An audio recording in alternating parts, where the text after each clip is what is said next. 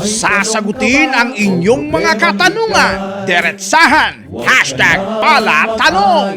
Ayan, ang unang tanong po ay mula kay Magandang hapon po, Chief. May tatanong lamang po ako.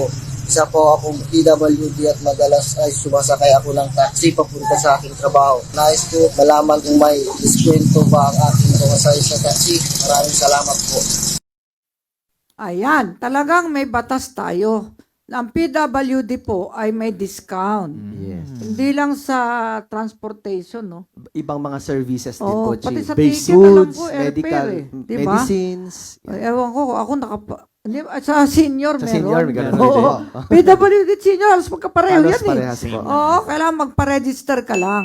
So, anong sagot mo dyan? Ito Sa nga po- taxi. JC, Opo. sagutin mo nga na mabilis yan. Opo, Chief, ito nga po yung Republic Act number 10574. Meron pong diskuwento ang bawat taong kinokonsidera po ng batas na PWD na discount po na 20% o 20% at sila po ay hindi kasama sa pagbabayad po ng 12% na value added tax sa actual po na pamasahe nila sa mga pampublikong sasakyan o public utility vehicles gaya po ng mga public utility buses, 20% taxis. 20%. Ayan, oo, Sana meron 20% po. i-implement yan. O, ayan, oh, nakalagay dyan. Pati pa sa aeroplano ng Meron Pilipinas. din po, Chief. Ayun. Wow. Aeroplano, sa domestic and sea travel din po. Kasama Oo, din. sa international wala eh. Opo. Oo.